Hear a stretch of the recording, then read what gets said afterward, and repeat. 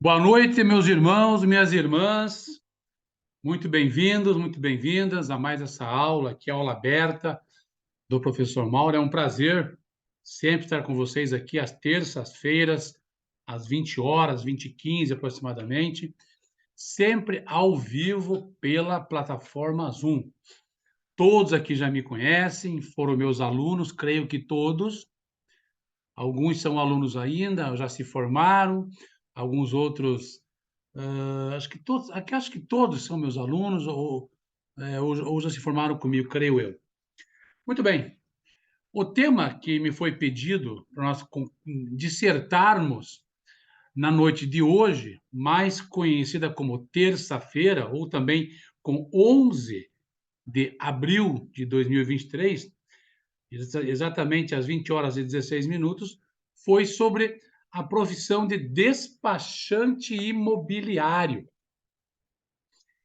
Para que possamos dissertar sobre esse tema, é necessário nós compilarmos em nossa mente um pouco do passado próximo e também longínquo, onde a ciência imobiliária ainda ou era somente concentrada em um só local, em uma só empresa, em uma só imobiliária, que era dotada de todos os serviços que envolviam, que encapsulavam a ciência imobiliária. A imobiliária tradicional, ela tinha uma grande parte da sua atividade focada na locação, na administração de imóveis. Por quê? Porque tempos outrora era mistério que isso acontecesse em função da necessidade pela locação do bem, porque não havia dinheiro em demasia e nem condições em demasia para que alguém pudesse subtrair da propriedade de outrem para si tal imóvel. Com o passar dos anos e das décadas, o homem sendo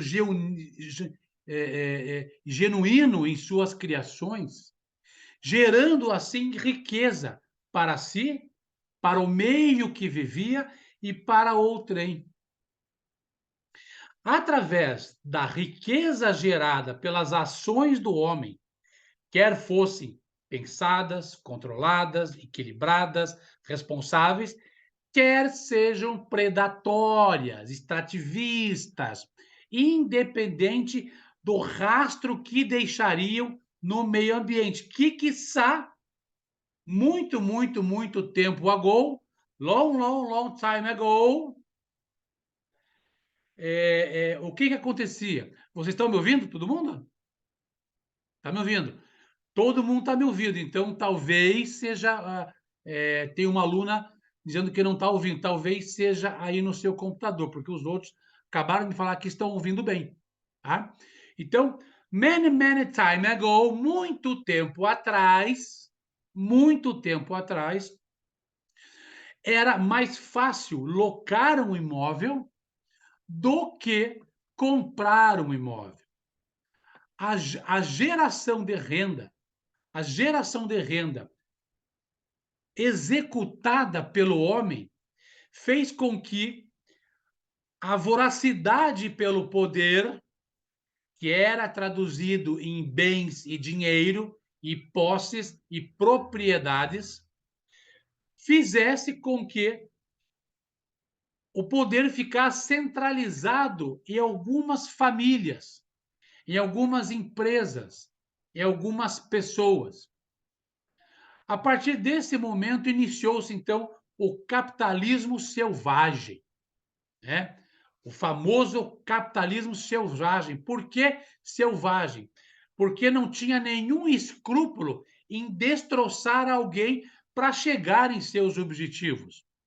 Tanto fisicamente, que é no caso a colonização de terras no mundo e no Brasil também, tanto como na ação predatória de de puxar para ti monopólios de certos tipos de serviços, essa e mais algumas pessoas, em detrimento e da dependência da grande massa, criando assim um proletariado que veio após a Revolução Industrial. Muito bem, a partir desse momento, onde o capitalismo se fez presente e a classe proletária se fez presente, descobriu-se então, do nada, que alguns poderiam ter muito e outros poderiam sobreviver com pouco. Não estou dizendo a época da escravidão, que é assunto para outra aula. Estou dizendo as classes sociais capitalistas que, por mais que falam em comunismo, socialismo, é tudo uma capa para o capitalismo disfarçado em alguns lugares e outros lugares declarado de alto dos telhados. A partir desse momento, então, onde a propriedade, onde o capital humano se fez presente, logicamente, as classes mais abastadas, que eram mais, entre aspas, educadas intelectualmente nas coisas do mundo da ciência, das ciências, fez com que os mais inteligentes, que detinham o poder da leitura e da escrita, que é uma coisa recente na humanidade, né? A interpretação, e esse poder da escrita e poder da interpretação do que estava escrito ficou na cabeça de poucas mentes, de poucas pessoas abastadas financeiramente. A partir daí, deu-se o início à autoridade desenfreada, ou seja, pessoas iam registrar suas terras e confiavam 100% em alguém, ou no cartorário, ou no emissário do rei, ou no procurador do estado e assim e vice-versa. E muitas vezes, né, o que era dito a alguém para escrever e registrar em algum órgão público ou monárquico da época, não era a expressão da verdade, fazendo com que milhões e milhões de pessoas e famílias tivessem as suas propriedades surrupiadas em função da sua ignorância e em função da expertise demasiada pela intelectualidade da época, que foi predatória em um certo momento da humanidade. Daí que começou-se a ideia do jurista, do advogado, do contador, do homem dos números, passar a não só prestar serviço para as grandes companhias na época, até as companhias das Índias, das capitanias hereditárias, também tinham contadores e advogados. Mas aí esses profissionais, vendo mais a partir de 1800 por ali, onde a burguesia começou a perder muito das suas propriedades em função dos atritos com a coroa, né? Que deu origem depois ao Império, à República, à ditadura, à democracia e assim por diante, assunto para outra aula, fez com que a burguesia se aliasse a pobres, a miseráveis, a escravos e alguns, entre aspas, benfeitores da democracia, ricos, milionários também, porque também os tinham também, começaram a fazer uma resistência contra a monarquia, uma resistência contra o poder absoluto, contra o patriopoder que existia até poucos anos no Brasil. O mais comum é que o homem tinha o poder de agir de forma até brutal com a sua companheira, caso ela o traísse, manchando a sua honra. Como vocês verem, então, a nossa história capitalista, umas vezes disfarçada de comunista, socialista, etc., sempre existiu, porque sempre houve a troca de uma moeda. E quando não existia a moeda, a troca era feita através de mercadorias. A partir de 1800, aproximadamente, com a vinda da família imperial para o Brasil, é que se estabeleceu, de fato, as práticas da Europa, que já eram bem evoluídos em 1800. Já tinham bancos, já tinham indústria, a indústria já tinha passado por uma revolução, a máquina já substituía, ou uma máquina substituía 100 homens.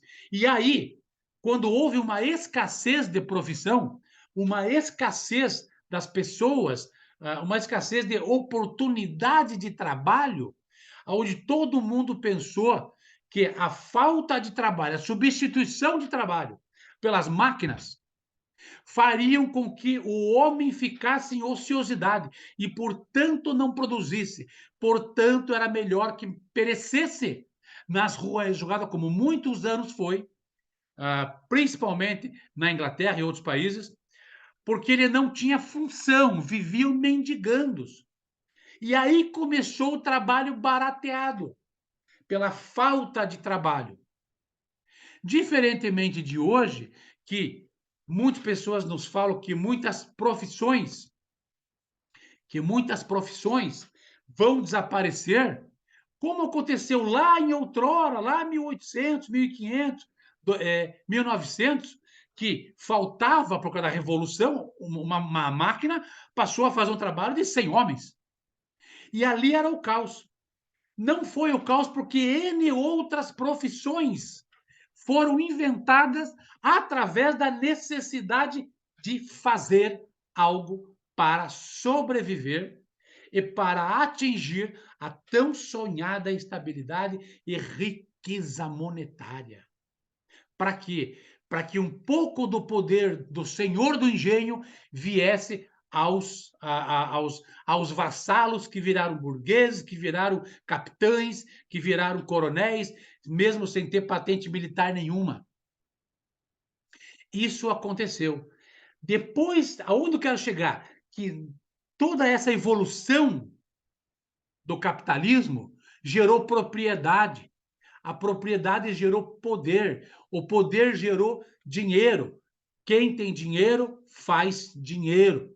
Dinheiro atrai dinheiro, né? Recentemente eu fiz uma avaliação, eu sou perito judicial também, fiz uma avaliação para um imóvel aqui em Curitiba, no bairro Campina do Siqueira. E essa avaliação eu avaliei em 24 milhões de reais. 24 milhões de reais. E analisando a documentação para precificá-la do modo técnico, com preceitos estatísticos, jurídicos, legais, comerciais, eu vi que esse imóvel foi arrematado de um leilão por 9 milhões. 9 milhões, 6 meses antes. E eu avaliei ele por 24 milhões. E ele já tinha proposta de compra por 32 milhões. Não sei se vendeu. Quem tem dinheiro, faz dinheiro. E quem não tem, tem que lutar, tem que trabalhar, tem que estudar, tem que ser tem que ser puro como a pomba, esperto como a serpente, tem que arriscar na vida, com riscos calculados, tem que se jogar. Minha filha, no WhatsApp dela, tem um termo assim: vai na fé, se joga. O mundo é dos ousados. O mundo é de quem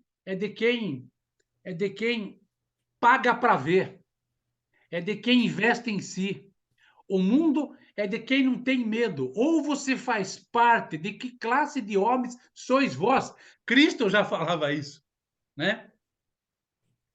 Eu posso estar errado, mas para mim só existe dois tipos de homens: quem serve e quem vai ser servido.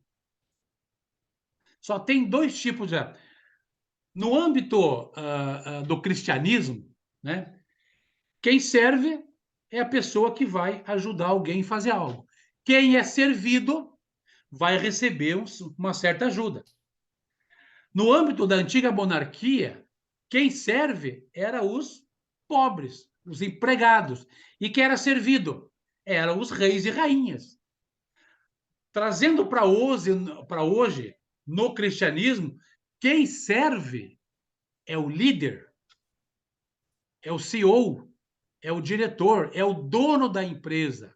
Aqui tem empresários, né? O César é dono da empresa, o Milton é dono da empresa. Eles servem os seus funcionários, eles servem.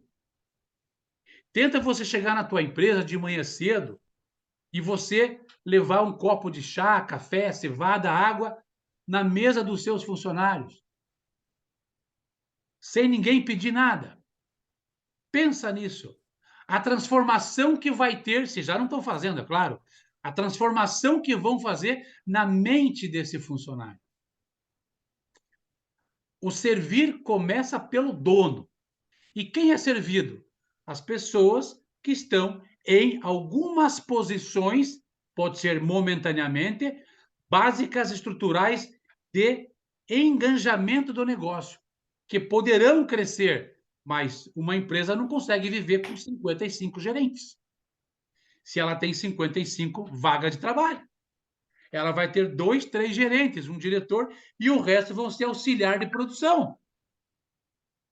Não obstante, esses auxiliares de produção vão também receber um quinhão, vão receber também um dinheiro. E esse dinheiro que ele recebe deve dar para ele pagar aluguel, as suas despesas e poder poupar. Ah, mas isso não é possível. É possível em muitas escalas. Minha esposa sempre fala assim: ah, aquele porteiro, aquela diarista foram fazer um cruzeiro na Europa. Compraram um carro zero, foram para os Estados Unidos, né? Tem muito a nos ensinar pessoas assim, né? Então, a partir desse capitalismo selvagem, houve a ideia da propriedade. A propriedade como valor de venda e troca e aumento. Agora pensa, como que você pode vender um imóvel por X e comprar um outro imóvel pelo mesmo X? Como você pode comprar o imóvel por 100 mil reais e vender ele por 130 mil? Como que isso é possível? Isso não deveria ser possível. Mas o mercado não tem dono, não tem regulação, e mesmo que o governo se meta, não dá certo. Os preços dos imóveis são uma decisão do dono do imóvel. Hoje um cara me ligou, um aluno meu formado, até assessor parlamentar do deputado, de um deputado, muito querido nosso, e ele falou assim: Mauro, eu tenho que fazer uma avaliação judicial porque o dono está querendo aumentar muito o aluguel. Ele quer aumentar muito, de 15 mil passar para 17 mil reais o aluguel. Falei, bem, meu amigo, seguinte, o aluguel, quem coloca o valor no imóvel para venda ou aluguel, ou no teu carro, tá? É o dono do bem. Não existe lei que te proíba de colocar, vender um bem seu por X. Não existe isso, não existe. A não ser que esteja sob júdice. Se estiver sob júdice e não se acertarem inquilino, locador e etc., aí o juiz pode arbitrar e ainda assim o juiz arbitra o valor do bem, se não houve acordo, arbitrado. E assim o juiz ouve ainda um perito ainda. Mas o juiz não pode mandar vender por esse valor. O juiz não tem esse poder. Vai mandar, não tem. Ele pode arbitrar que aquele valor é o valor que será colocado à venda, mas não obrigar que seja aquele valor. Por quê? Porque pode não ter pessoa que queira comprar. Então o juiz vai ter o quê? Uma ordem vazia. Deu vazia, o processo pode ser infundável. Infelizmente. A partir de 1900, 1940, então, houve a chamada capitalização dos imóveis. Os imóveis passaram a ter um valor expressivo, alto, muito, muito alto. Por quê? Porque de 1900 para cá, começou a ter os grandes arranha-céus, os prédios, edifícios. Hoje eu fui a Mandirituba, uma cidade muito pequena aqui e tal, e no centro tem um prédio de 8 andares. Eu falei, cara, já é um prédio totalmente comercial ali. Eu falei, oh, eu não imaginava o que tinha esse prédio. Consideravelmente, os imóveis perto desse prédio aumentaram de preço. Várias pessoas me falaram isso lá hoje. só porque construiu um prédio de 8 andares simples, inclusive, comercial. Você imagina, então, você imagina, então, construir um prédio de 40 andares, que cada imóvel vai custar 3, 4, 6 milhões de reais. O que que vai gerar? Outro, não é meu aluno, mas a esposa dele foi minha aluna. O Mali, que é um corretor poderoso aqui em Curitiba, ele trabalha muito com locação. Aí ele é corretor, ele tinha loja de roupa, era Brimo, né? Ele tinha loja de roupa, não ia bem a loja de roupa dele, então ele foi migrando para corretagem. Hoje ele tem uma imobiliária muito grande e trabalha com locação e venda, mais locação. E ele passou a comprar imóveis e locar também. Então hoje ele é um investidor dele mesmo. E ele colocou ali no grupo da Rede Sene, quem não tiver na Rede Sene me fala que me colocar depois. Ele colocou que está à venda um estacionamento no centro de Curitiba, o ponto, por 160 mil reais, dando de lucro 30 mil reais por mês. É um puta do negócio, cara. É um excelente negócio. Mas aí vem a pergunta: como que me garante que vai alugar todas aquelas vagas? São 200 vagas, acho. Como é que vai alugar? Aí ele me fundamentou. Mauro, aqui na frente está sendo construído um prédio que vai ter 280 conjuntos comerciais sem garagem o prédio. No outro lado, está sendo construído um prédio com 68 apartamentos, kitnet de 30, 28 metros quadrados, sem garagem também. E na frente tem outro prédio gigante que tem, acho que 15, 20 andares, e só tem garagem para 30% dos conjuntos comerciais. Nota, o estacionamento dele é o excelente negócio, né? Para comprar o ponto, 160 mil reais. Isso é valorização do negócio. Você veja bem que coisa interessante. O mercado imobiliário deu tantos frutos que, além do terreno, do terreno, do terreno ter valor, o Josué Barreto, meu irmãozinho, conheci ele quando tinha, acho que 10 anos, acho. Josué, Laninho. Ele mora hoje em Idaho. Idaho é uma cidade dos Estados Unidos. É de Salt Lake? Não. É de Utah? Não, né? Não, né? Desculpa, minha ignorância. Mas nós somos mormons, né? Eu e ele somos mormons.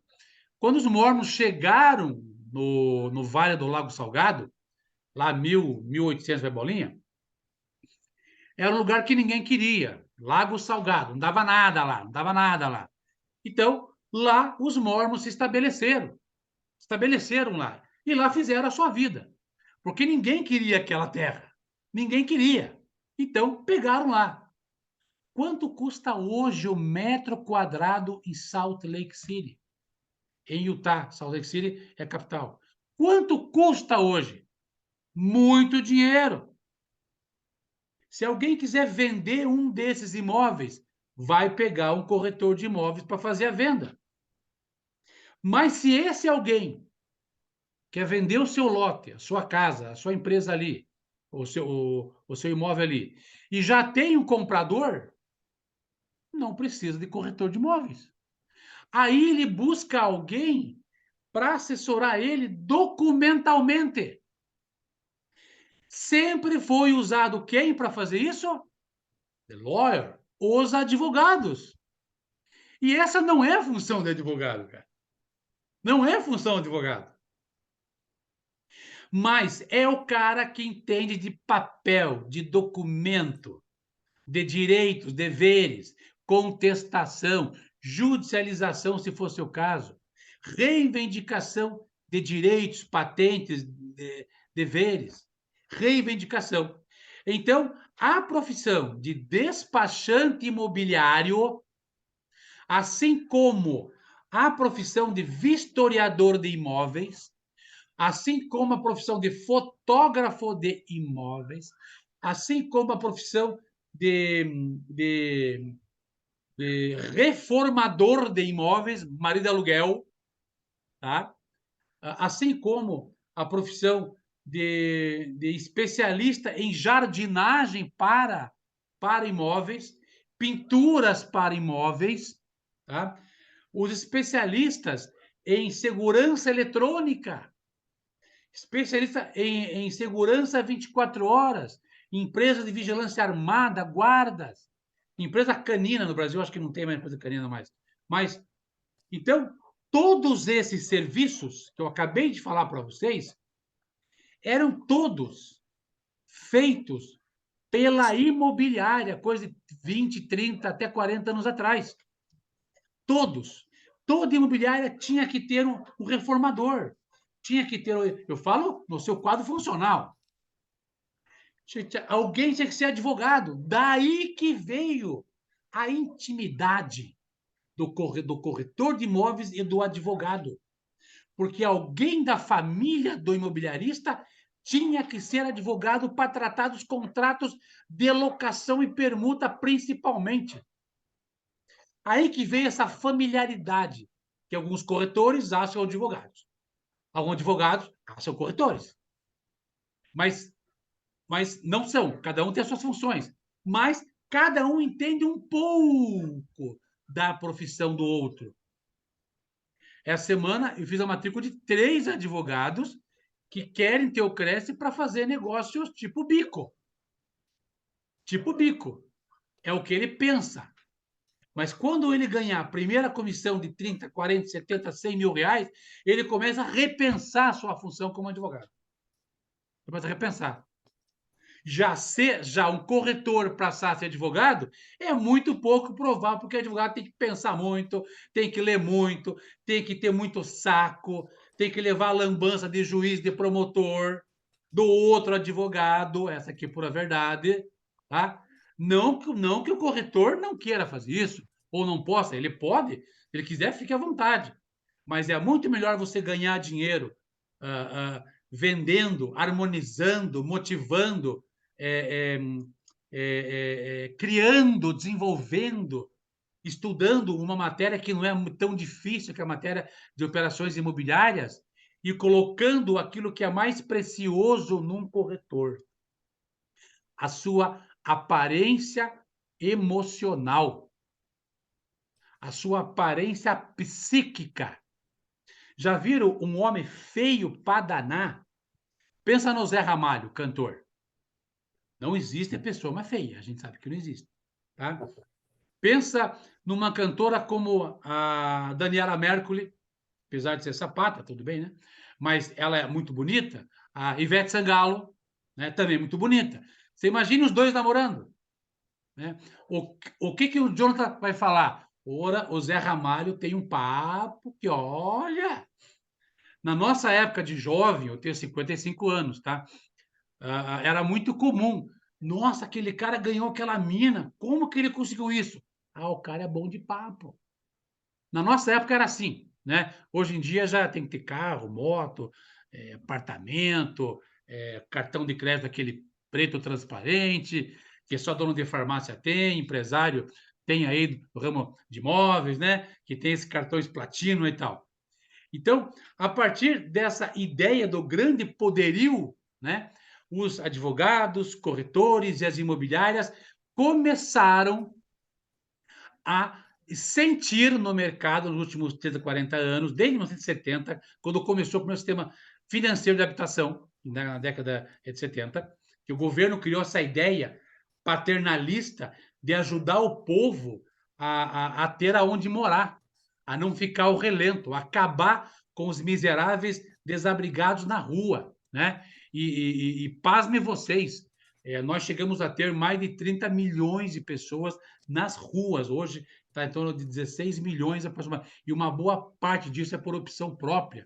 Mas as instituições, cada vez mais coração mole, criam cada vez mais programas sociais. Eu sou a favor, inclusive, claro, não estou criticando isso, não, tá? Mas, consequentemente, as instituições inventaram mais impostos, né? Inventaram impostos. Eu não sei se aí nos Estados Unidos teve a briga de taxista e de Uber. Aqui no Brasil teve muito briga de taxista e Uber. Brigas que pessoas chegavam, às vezes, vias de regra, às vezes até facada, um cara morreu. E hoje, passou a arrebentação, irmão. Vive em paz e segurança, tranquilos. O Uber pode entrar agora na rodoviária, pode entrar no aeroporto, que não são mais depredados pelos taxistas. Por quê? Porque o Uber ficou maior número que taxistas.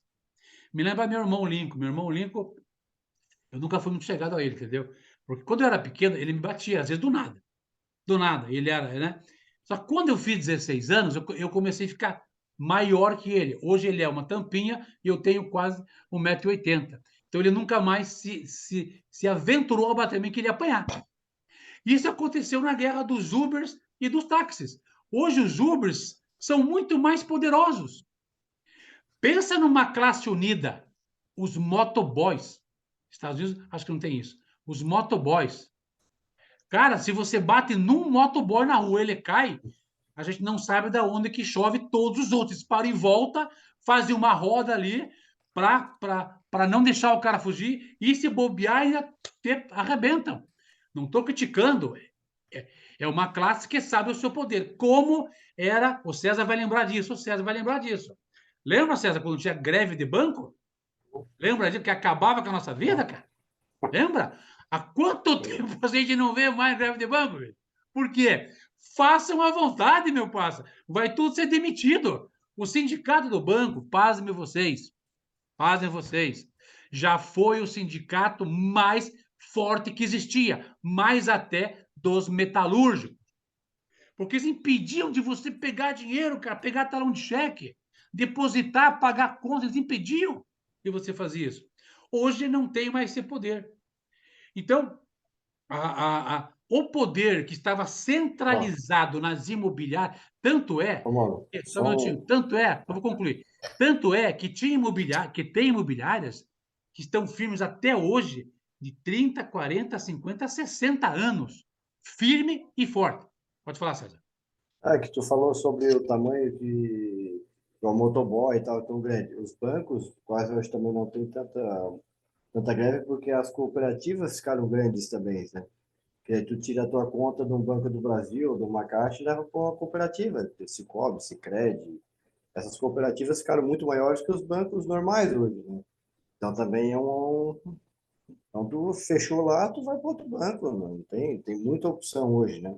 Então essas cooperativas ficaram bem maiores também que os bancos tradicionais, eu acho, né? É isso mesmo. Você sabe que você apontou num detalhe aí que eu não queria falar isso, mas eu acho, a minha opinião, que os bancos vão minguar. A minha opinião. Os bancos tradicionais, como nós conhecemos, vão minguar ao longo do. Eu acho que não vai mais 20 anos e esses bancos gigantes não. Ou vão mudar de nome, não vão mais existir, cara. Bradesco, Itaú. A prova disso, quantos bancos que nós conhecíamos? Lembra do Unibanco, do Banorte, do Bandeirinhas? Bamerindos? Pô, tem muitos bancos famosos da época aí, tá? Que hoje não existem mais, tá? Então, esses bancos digitais, que eu tenho as minhas reservas em relação a eles, porque você nunca consegue fazer uma reclamação pessoalmente e vai piorar, porque a nova GPT da inteligência artificial está chegando para ficar, tá para ficar, né? E aí você já praticamente não vai nem falar mais com as pessoas. E por que que ela se faz presente? Porque o número de pessoas que existe em um certo negócio é muito maior do que a capacidade de atendê-los. Então tem que informatizar de algum jeito. Não sei se é bom ou se isso é ruim. Voltando às imobiliárias. 30, 40 anos atrás, as imobiliárias começaram a ver a sua carteira de vendas ser mais significativa em detrimento da sua administração de locação. A administração de locação é que exige todo esse aparato: advogado, historiador, reformador, pintor, fotógrafo, especialista em vistorias, um montão de coisa. Motoboy, estrutura, um gerente só para locação, um vistor, uma auditoria só para os processos de locação, tá? Além de ter um advogado, às vezes tem que encontrar um escritório à parte ainda para poder processar, ação de despejo, etc. Ação de despejo antigamente era só com fiador, lembra disso? Hoje em dia, se não tiver fiador, o cara sai de 1 mês a 6 meses na porrada. Tá? Com fiador ou garantia, vai até 2, 3 anos para tirar o cara de lá, parceiro. É uma loucura isso, ok? Então, de 30, 40 anos para cá, o motivo das imobiliárias irem tirando da sua gestão certas atividades e dando mais atenção à venda de imóveis. Por quê? Porque a venda de imóveis passou a ser financiada por um banco estatal 100%, que é a Caixa Econômica. Primeiro pelas cadernetas de poupança na época, né? Que é imexível, tá? Dando essa segurança. Como ela sempre foi imexível, o governo pôde lançar mão desse dinheiro para financiar casa própria, tá? Antigamente era umas porcaria, né? Hoje está um pouco melhor, vamos dizer assim, né? Alguns falam muito aí da MRV, né? Que dias um cara falou para mim que foi fazer um buraco na parede do seu apartamento que da MRV e a broca da furadeira, né, Bia? A broca passou para o outro lado, né? Até minha esposa que falou isso, que é uma construção da MRV, né? Enfim, talvez a pessoa tenha exagerado, né? Mas tudo bem. Então, as imobiliárias começaram a dar mais atenção para a venda e se preocupar um pouco menos com a locação. Por quê? Porque a locação já era algo consolidado. A locação é contrato por 3 anos, renovável automaticamente por tempo indeterminado, caso nenhuma das partes comunique a outra parte 30 dias antes que quer pegar seu imóvel. Durante o período do contrato, nos primeiros 6 meses, ninguém pode pegar, salvo algumas situações da Lei 8.245 de 91, que é a lei do inquilinato. Então, as imobiliárias começaram a vender mais. Quando começaram a vender mais, começaram a ganhar um dinheiro maior até que de cada locação individualmente. Claro, tem imobiliária que tem 10 mil imóveis alugados. O cara vai morrer e não sabe onde enfia dinheiro. Essa que é a pura verdade. Mas criou-se em algumas um departamento de vendas. Por quê? Podia financiar imóvel em 30 anos. E a comissão é pelo valor à vista, geral. Não recebe parcelado também, como é uma carteira no caso de locação. Então, a partir desse fenômeno de vendas mais aguçada, é que as imobiliárias começaram a terceirizar os seus serviços. E aí aconteceu um outro fenômeno, a criação de outras profissões especificamente consolidadas. A primeira delas foi a terceirização jurídica dos seus contratos. A primeira de todas. Onde colocou na cabeça de muitos escritórios de advocacia não mais cobrar sob demanda, e sim fazer um contrato de tanto salário mínimo por mês para dar assessoria em tudo que precisar. Olha que sacada isso, né? O trabalho de fazer vistoria. Algum corretor que era um corretor fracassado passou a ser bom em vistoria. Abriu uma empresa de vistoria, ele era bom nisso, e começou a fazer contrato com imobiliárias, cobrando um pouquinho por mês, ou por vistoria. Um outro cara que era mau corretor, mal que eu falo, ruim de vendas, tá? O cara é pouca prática. O cara era bom em fotografia. Criou uma outra empresa para prestar serviço para fazer fotografia. O outro para fazer o jardim, fazer as reformas. O outro para fazer filmagem. E aí a imobiliária passou a só ter 2 ações. Somente 2 ações. a ação de captar imóvel e vendê-lo, e imóveis de locar imóvel e administrar. Mais nada. Não se preocupa com mais nada. Tudo ela terceiriza. Vistoria, foto, reparos, financiamento imobiliário, inclusive algumas estão terceirizando até a administração da contabilidade das locações. Olha só. Por quê? Porque uma empresa que administra locações de dinheiro vai cobrar uma taxa de 6, 7, 8%. Mas as imobiliárias cobram de 8 a 12, 15% sobre todos os emoluentes envolvidos numa administração. Ainda assim é bom negócio, né? Então, a figura do despachante imobiliário foi uma dessas profissões criadas para auxiliar as imobiliárias na venda ou locação ou problemas com documentação que aquele imóvel, aquela pessoa tivesse. A imobiliária, o corretor, tem competência para fazer isso. Como a imobiliária também tem competência para fazer vistoria, para fazer foto, arrumar, tem tudo. Porque na Lei 6.530, apesar de não estar evidenciado serviços de administração imobiliária, no Código Civil está. Além de compra, venda, locação, aquele negócio todo. Tá? Serviços de suporte, marketing e assessoria imobiliária, como um todo do imóvel, do Código Civil. Na lei do COFES, na lei 6.530 não está, mas no Código Civil, que é o mesmo que prevê a parte da corretagem, né? Que já é uma alusão à Bíblia, digno é o trabalhador do seu salário.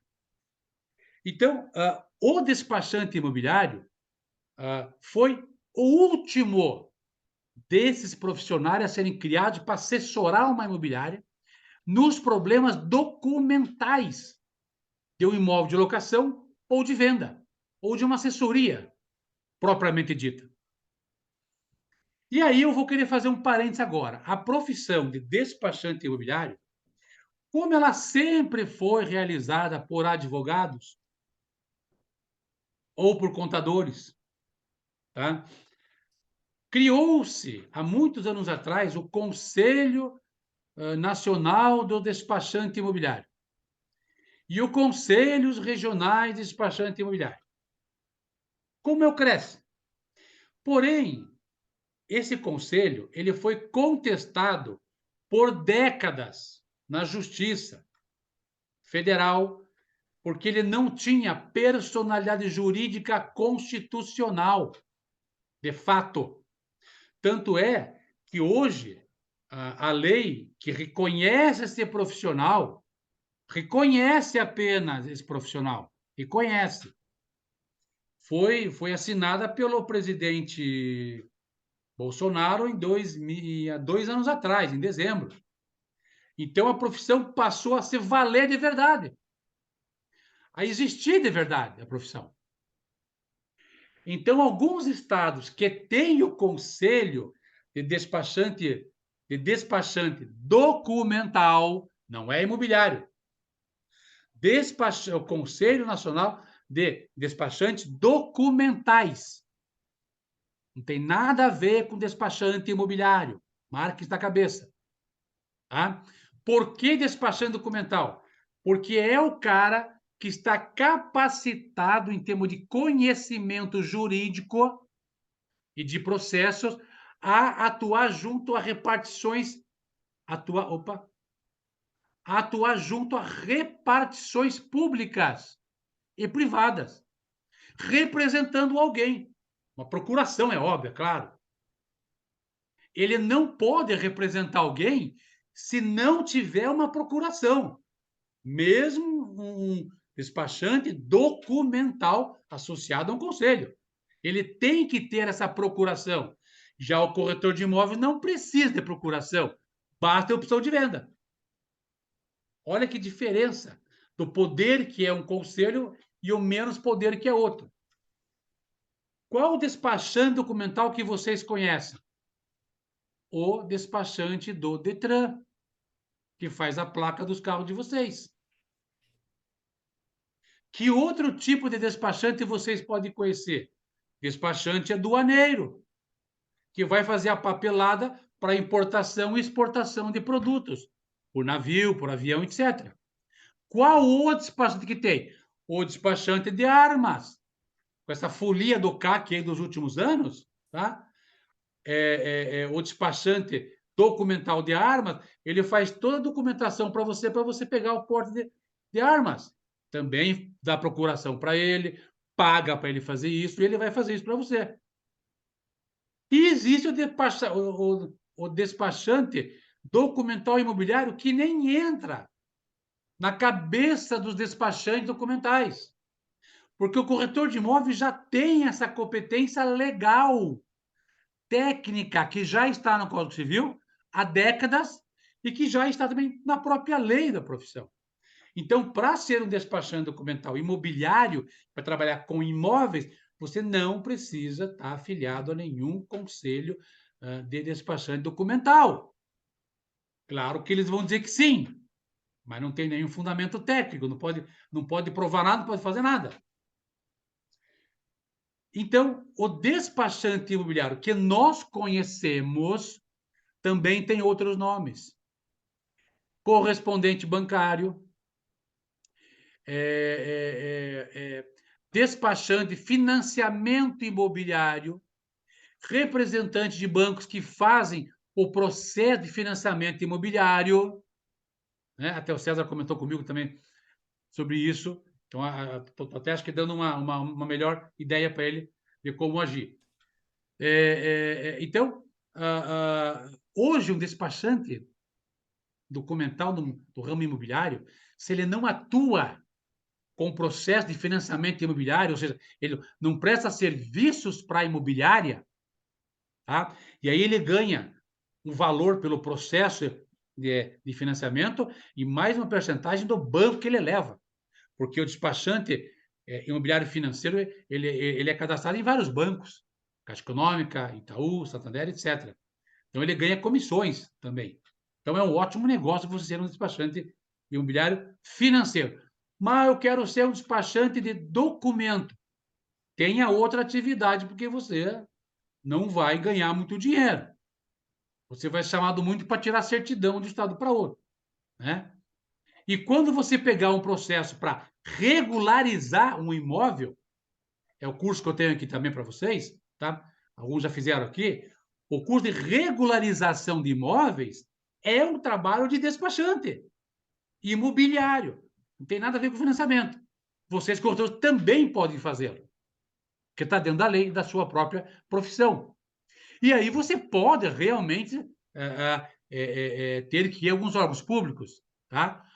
O órgão público pode pedir de você uma procuração. Você vai pegar a procuração e vai, mas não vai nem cogitar isso para você. A não ser que você tenha que representar alguém juridicamente, aí a procuração ela se faz necessária, ok? Então, a profissão de despachante imobiliário é uma prerrogativa do corretor de imóveis. Ponto. Por quê? Porque é intrínseca a sua função de assessoria imobiliária, antes, durante e depois do negócio. Não seria uma coisa plausível você, quando vai assessorar uma venda ou um imóvel, ver que aquele imóvel está com a metragem errada. E você simplesmente fala para o dono e fala, ó, arrume e me fale depois para mim fazer a venda. Claro que não. Teu negócio é por água abaixo. Você mesmo vai no cartório, você vai na prefeitura, a prefeitura fala o que tem que fazer, você vai contratar ou um engenheiro, ou um topógrafo, um agrimensor, um cara com georreferenciamento, você vai contratar profissionais para fazer o que tem que fazer, para fazer uma planta geralmente, você vai fazer contato com os confrontantes que vão ter que assinar para você aquela regularização daquele imóvel, e aí que está o grande pepino, porque às vezes vizinho não gosta de vizinho, e aí somente um corretor de imóveis que tem na sua bagagem comercial, na sua psique intelectual comercial, o famoso jogo de cintura.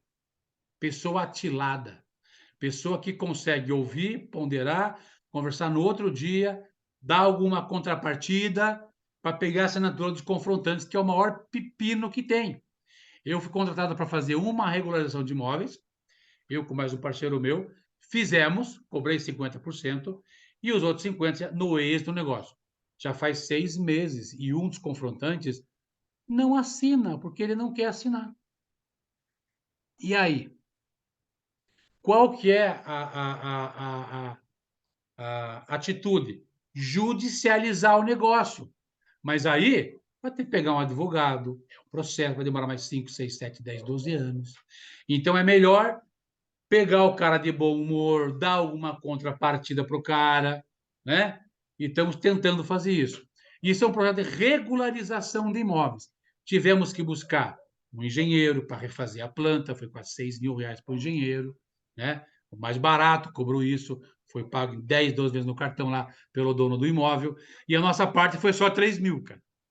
E estamos há 6 meses, com isso. Então, a profissão de regularização de imóvel, no meu entender, tá, tem mercado para quem vai virar um correspondente bancário da Caixa Econômica, vai virar, e aí você pode fazer tudo, né? Abrir conta, fazer empréstimo, tudo que um banco faz, você vai fazer como bancário da Caixa. Inclusive financiamento imobiliário, fazer o processo inteiro, do início ao fim. Aí você vai fazer contato com imobiliárias e construtoras, de preferência construtoras pequenas, que fazem venda direta. Você faz um acordo com eles, você ganha a comissão do banco e cobra da pessoa que vai comprar mais 1.000, 2.000, 3.000 reais, que às vezes pode colocar até no financiamento, ou da construtora, ou do próprio agente financeiro. Então, para ganhar dinheiro, logicamente, você tem que ter uma estrutura, escritório, atendente, uns 2 técnicos ali para poder que entendam, tá? E se você for querer ir por essa linha de ser um despachante imobiliário, além de corretor imobiliário, na área de financiamento imobiliário, a lei, o Conselho Monetário Nacional do Banco Central, exige que toda e qualquer pessoa que vai trabalhar no sistema financeiro, a título de gestor de algo, que mexa com crédito, com ações bancárias, aplicações financeiras, tenha uma certificação. Uma certificação. Essa certificação, ela tem o nome de ABCIP, ABCIP CA300 ou CA600. O que é ABCIP? Associação Brasileira de Crédito e Poupança. É uma entidade que certifica pessoas, faz um teste com as pessoas, é uma provinha que tem, prova online ou presencial. Hoje quem faz essa prova é a Fundação Getúlio Vargas. Então você entra no site da ABCIP, você se inscreve lá pelo site para fazer essa prova. Aí você estuda para todo assunto financeiro brasileiro. Eu tenho esse curso aqui também.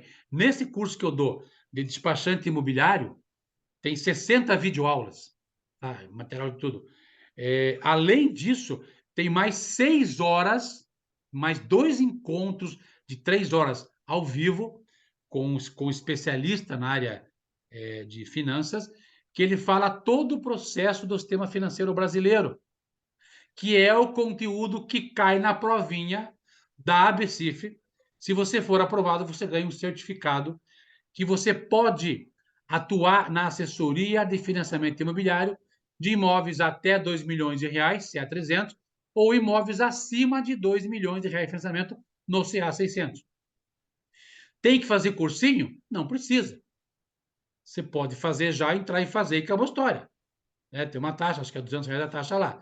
Se você não passar, tem que fazer outro depois, pagar a taxa outra vez e pronto. Eu acredito que as pessoas que fizeram o curso comigo, todas passaram na primeira já e já são correspondente bancário. Porque quando você tem a tua empresa aberta e você vai se cadastrar na Caixa Econômica ou nos outros bancos, eles pedem para você essa certificação no contrato social. Se você não tem essa certificação, você não vira um despachante de financiamento imobiliário, não vira um correspondente bancário, não vira. Se você quiser trabalhar com outras linhas de crédito, empréstimo consignado, aí você tem que ter outras C.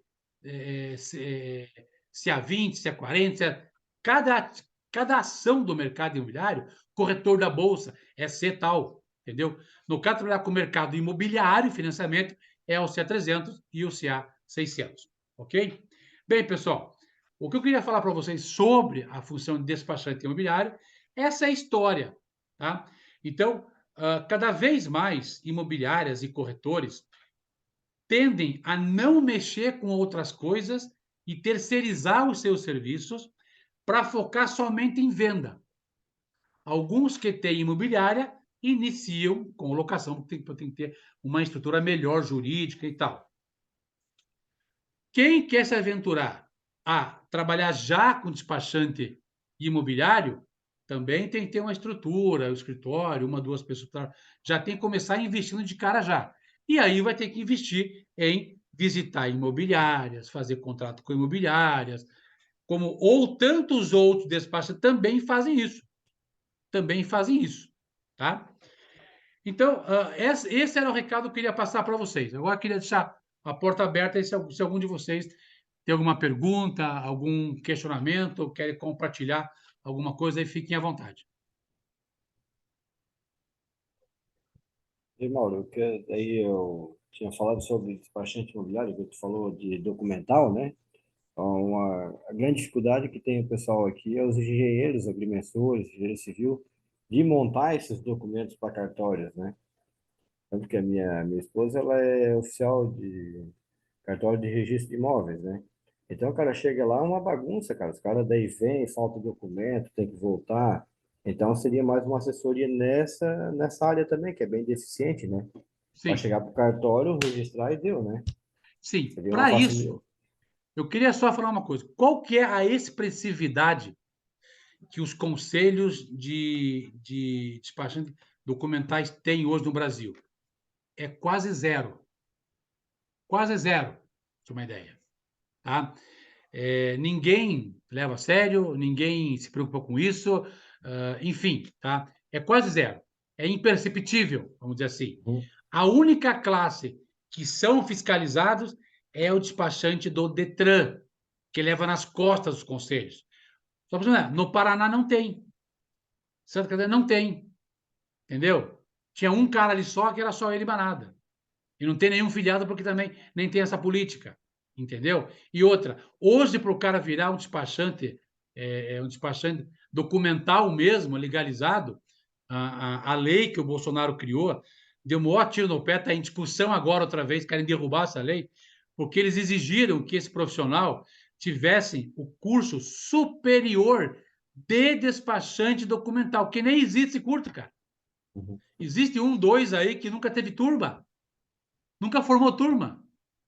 Então, o cara que criou e redigiu essa lei é um imbecil, porque ele nem sabe que nenhum profissional que trabalha no Brasil conseguiria se filiar ao conselho, porque não tem nível superior em despachante imobiliário. Quem é o idiota? Eu vou fazer um curso superior Então, em Malaquias, tu quer. despachante imobiliário. Quem? Né? Quem? Ninguém, cara. Ninguém. O cara, porra, pera aí, eu vou fazer um curso que de 3, 4 anos? Porra, eu faço direito, cacete. Então, eu faço um curso agora, tem um curso de tecnólogo, que é 3 anos, ciências jurídicas. Eu saio como auxiliar técnico de escritório de advocacia. Mais 2 anos eu faço direito. Agora tá para sair o direito agora online aí, deve sair nos próximos anos também. Então, e se você já tem uma formação em alguma coisa, você pode abater até 1, 2 anos em direito e você acaba, às vezes, em 4, 3 anos também. Então, para que eu fazer um curso imbecil desse? Quer dizer, é um projeto de lei que foi assinado pelo Bolsonaro sem ler, sem saber nada, né? Quer dizer, mal assessorado em função disso. Então, para esse preceito que você quer, João, você pode atuar já nisso, criando o teu estilo. Você pode fazer o meu curso, qualquer que você quiser, mas você pode começar a atuar oficialmente já com essa despachante imobiliário, sim, sem nenhum problema. Agora, se você vai atuar como despachante de armas, despachante do Detran, despachante de aduaneiro, o único que vão te cobrar alguma coisa é o Detran, só. Ah, você é despachante? Ah, sou. Ainda arrisca o Detran ainda nem pedir para você estar filiado a nenhum conselho, porque não existe no Paraná. Né? Você é do Paraná, né, João? São Paulo. Perdão, César, você é do interior de Santa Santa Catarina. Catarina. Santa Catarina. Então, lá também não existe, entendeu? E se existir, é nada com coisa nenhuma, entendeu? Então, esse é o ponto aí. Então, dá para trabalhar? Dá sem nenhum problema, está baseado você com o teu Cresce, com a tua imobiliária. Ah, mas você está mexendo com documentação de arma? Estou, por quê? Ah, você não pode. Por quê? Ah, porque você está no conselho. Então, qual que é o conselho? Me dá o telefone que eu vou ligar lá dentro, cara. Qual que é a exigência? Qual é a lei? Ah, tá certo. Qual a punição? Tal. Aí você vê se você vai fazer um nível superior de 3 anos para depois começar a trabalhar igual. Olha que imbecilidade. Tem escritório de despachantes pelo Brasil inteiro, tá? Cara, nenhum deles são filiados, tá? Pelo menos os quais forem, foi antes da lei. Mas nenhum deles são filiados pagando taxas, cara, porque nem existe taxa para isso ainda. Entendeu? Que ninguém vai pagar. Agora, Cresce é diferente, cara. Cresce a função do despachante imobiliário, com todo respeito, não é uma necessidade latente da população. Uhum. Não é, tá? Não é. Agora, comprar uma casa própria, alugar uma casa, é uma necessidade latente da população geral. Então, tem 3 mil vezes mais mercado do que essa função de despachante. Então, toda vez que alguém liga para mim, quer informação do despachante, eu tenho que explicar toda essa ladainha para ele entender. Não, mas eu sou aqui de Minas Gerais. Minas Gerais tem um conselho, onde eu sou representante, inclusive, lá em Minas Gerais. Não, que aqui eles querem que você seja afiliado ao conselho. Eu falei, então você faz uma faculdade de 3 anos aí, filha. Não, você está louco? Eu não quero. Exatamente. Então você vai fazer, você vai ter capacitação técnica. Quem que certifica o meu curso de despachante imobiliário? É o Sindicato dos Advogados do Estado do Paraná. Uma entidade legal, cara.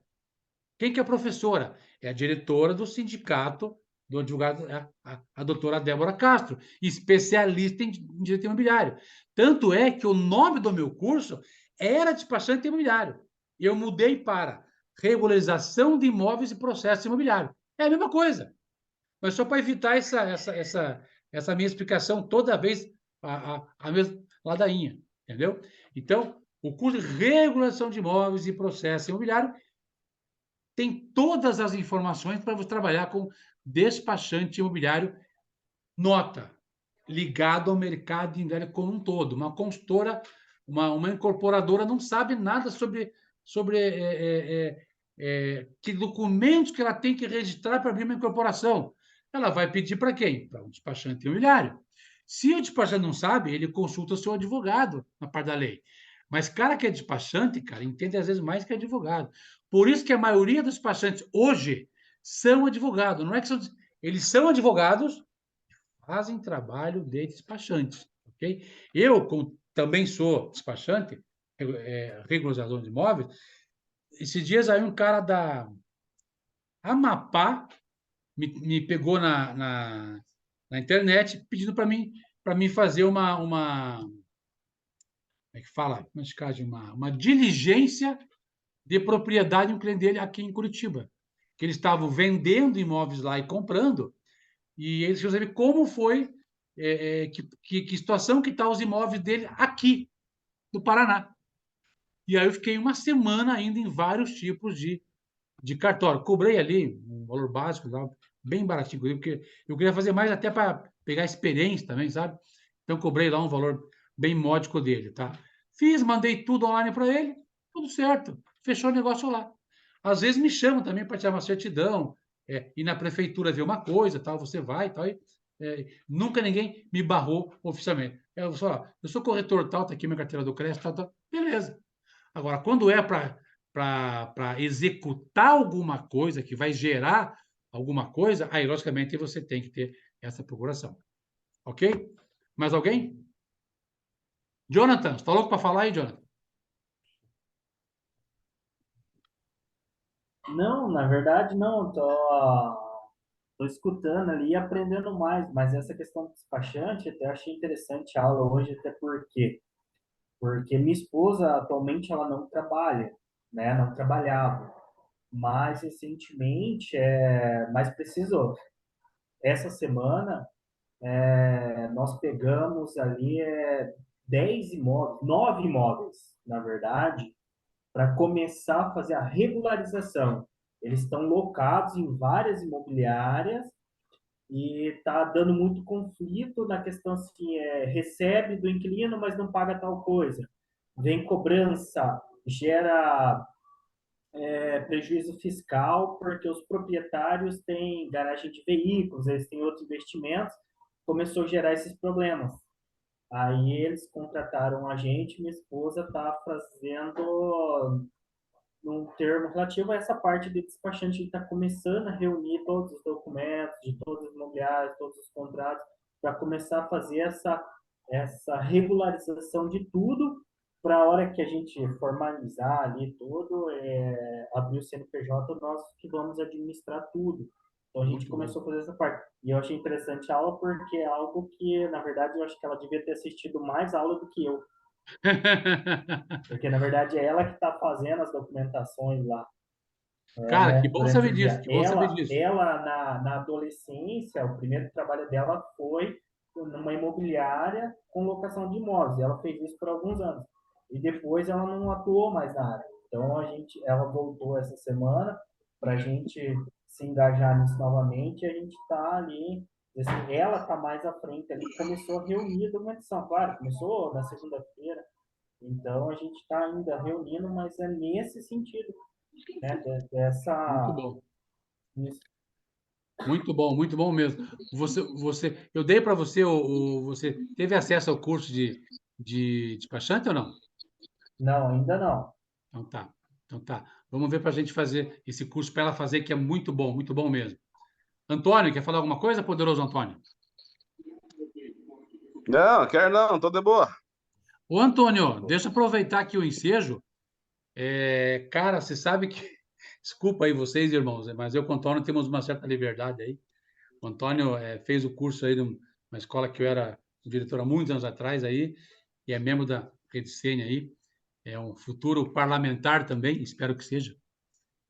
O Antônio, um dos vidros do meu box quebrou, cara, moeu em 1000 pedaços. Eu vou ter que falar com você para fazer um orçamento para mim, que também tem uma vidraçaria, sabe, pessoal? Opa, fazemos sim, claro. Beleza. O Júnior Pavim, o rei de Colombo, tudo bem, cara? Acho que ele não está vendo, né? Laertes, Troca aí. poderoso Laertes, como é que você está? Olá, boa noite. Bem, professor, tudo bem? Tranquilo? Começou lá já tá na imobiliária ou não? Sim, estou lá com a Estefânia. Na Prime Sorro Imóveis. Isso mesmo. Que legal. Tá aprendendo bastante? Sim, com certeza. Uma Tá, ótima escola. tá animado ou não? Sim, estou animado. Estamos firmes lá. Que bom, Já que estamos bom. também lá interno, né? Tudo. E Aham. estamos bem. E a tua gerente é boa? Sim, ótima. Você sabe que ela é também cantora profissional, cara? Não sabia desse detalhe. Pergunta para ela, fala assim, Stephanie, canta para mim, canta. Ela é cantora profissional, cara, profissional. Legal. Eu não sabia, mas isso é bacana. Legal, muito bom, muito bom. Pavim, Mas tá já... o rei... Oi, pode falar, Laércio, perdão. Tudo bem? Não, seria isso mesmo, professor. Tá bom, obrigado. Pavim, como é que tá Colombo aí? Tá animado, poderoso? Estão animados, estão aí se preparando agora aí. Tá estudando? Estudando, pegando as aulas aí também, se aprimorando, né? Recebeu o teu diploma, já deu entrada no Cresce?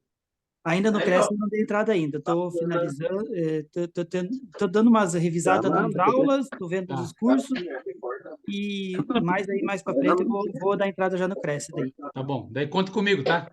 Pode deixar. Daí eu te chamo lá para a gente finalizar isso daí. Quem E já tá quiser comprar tênis aí, o Pavinho é dono de uma loja de tênis. 17 anos trabalhando lá, né?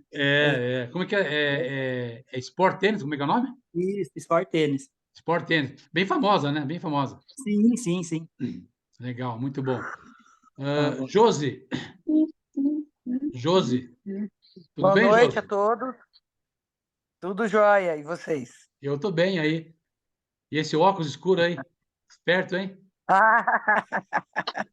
É que eu cheguei do trabalho agora e daí até entrei no meio da Aham. reunião.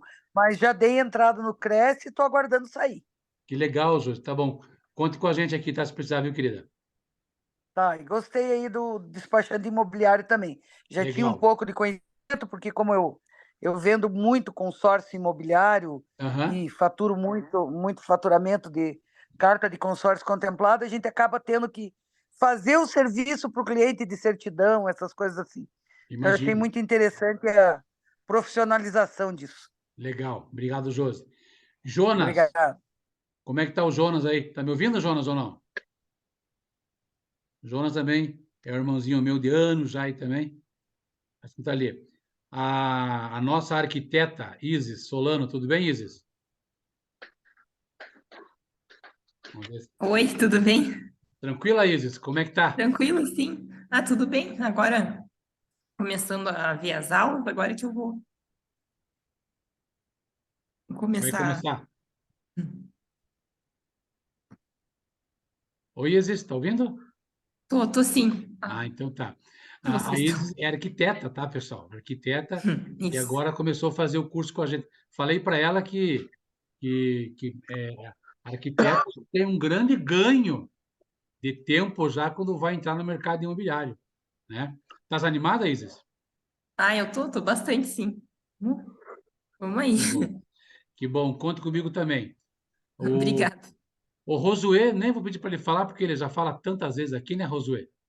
Mas o Rosuê também já tá para pegar o Cresce também aí. Logo já vai estar com o Cresce na mão também. Estás animado então, Podeu? Muito boa aula, Paupério, acho que é importante. Cada vez eu acho que o Brasil é um país muito burocrático, então não dá, muitas vezes não dá para fazer a coisa sozinho, então é mais fácil fazer com alguém que já entende de como fazer os documentos. Então e o pessoal tem que pegar prática aí, todos nós pegar prática, visitar o cartório, ficar familiarizado com como pegar certidões. Eu acho que é muito importante isso aí. Muito obrigado pela classe hoje. Você fez o curso, né, de regularização, né? Sim. Como é que foi? Conta para nós aí. O que você achou desse curso? Eu achei bom, as aulas foram bastante práticas, acessíveis aí para poder entender. E a provinha final? Foi fácil. Todo mundo fala para mim que foi difícil, cara. São 17 questões ou 19 questões? Não lembro agora quantas questões eram. Eu acho que é 19 Mas não- questões. E a média é 70. Aham. E você passou na primeira? Passei na primeira. Porra, cara, que beleza, hein? E o de perito avaliador também se passou na primeira, né? Também. Que legal, hein? Que joia, hein? Também. Muito bom, muito bom. Obrigado, meu irmão. Tamo junto. Obrigado. Cris, a Cris tá ali ou não? Acho que não, né? Oi, Cris. Também não tá. Bem, meus irmãos, minhas irmãs, obrigado por esse tempo aí. Vamos até um pouco além do que eu havia prometido para vocês aí. Mas o papo foi bom, né? O assunto é bom também. Na próxima semana, temos mais aí uma aula aberta com o professor Mauro, um novo assunto. Eu faço uma pesquisa antes, tá? E aí jogo aqui mais um assunto de interesse para todo o mercado, tá? Quero convidar vocês e que me ajudem também. Acesse ali o meu site, entre no meu Face, no meu Insta, no meu canal do YouTube, se inscrevam ali, me ajudem a, a difundir isso. Quem me conhece sabe que o meu negócio não é só dinheiro, não é só ganhar comissão. O meu negócio é colocar gente no mercado boa, gente boa, né? Você notaram pela qualidade do Laerte, do Josué, do Antônio, do Jonas, da Isis, da Josi, né, do Júnior. É esse tipo de pessoa que vai fazer a diferença no mercado imobiliário, né? Não é qualquer um, pessoal, que perde ali 1h30 à noite, tá? À noite aqui, para poder falar sobre o mercado imobiliário. Só para ter uma ideia, hoje eu tenho alunos meus fazendo curso, aproximadamente 500 alunos. 500 alunos. Eu falo em média durante o dia com 30, 40 alunos. Não chega a 50%. E para essa aula aberta aqui, eu comecei com acho que só estava eu e o.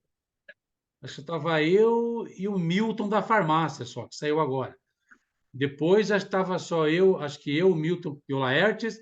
Depois veio 6, agora já tem 10 aqui já. Tá? E vai aumentando, por quê? Porque um fala para o outro. Então eu peço um favor para que entre ali no site do CTPAR, da Rede Sene, entre no nosso Facebook, no Insta, deixe o seu comentário ali e me ajude a divulgar essas aulas abertas que são praticamente são grátis, essas aulas abertas aí. Eu estou à disposição mesmo. O meu objetivo é esse. O meu lema é: eu ajudo pessoas a entrar para o mercado imobiliário e se dar bem nesse negócio. E eu passo também as informações do dia a dia, porque eu sou corretor também militante, do dia a dia. Eu sou presidente da Rede Sene, então eu falo com muitos corretores da Rede Sene também, e são experiências ínfimas, experiências grandiosas que acontecem, que ajudam a gente no dia a dia. Aquela coisa, o Jonathan já tem agora aí uma ideia do que ele quer fazer. Administrar imóveis. Porra, é uma meta alta, porém extremamente possível, desde que ele estude, ele leia, ele Na verdade, perca 1, 2 horas lendo, cara, sabe? Estudando a parada. Alguns de vocês, eu vendi o curso ali de 3 meses, 90 dias mais rápido, mas concomitantemente, eu vendi junto os outros 5 cursos, que tem um conteúdo muito maior que o curso TTI. É o de regulação de imóveis, captação de imóveis, lei de zonamento e guia amarela, é o de técnica de venda de imóveis, o de perito judicial, o de avaliação de imóveis também, para você poder fazer avaliações oficiais, e também tem uma série de dicas do professor Mauro do dia a dia ele também, na nossa plataforma. Tá? Então, peço aos irmãos que me ajudem a divulgar isso aí, porque quanto mais curso eu vender, mais eu posso investir no nosso marketing digital aqui. Tá bom, queridos? Mais muito obrigado, beijo para todos vocês aí, tamo junto e conte comigo aí full time. Um abraço. Até mais, um abraço. Tchau, tchau, obrigado. Oi.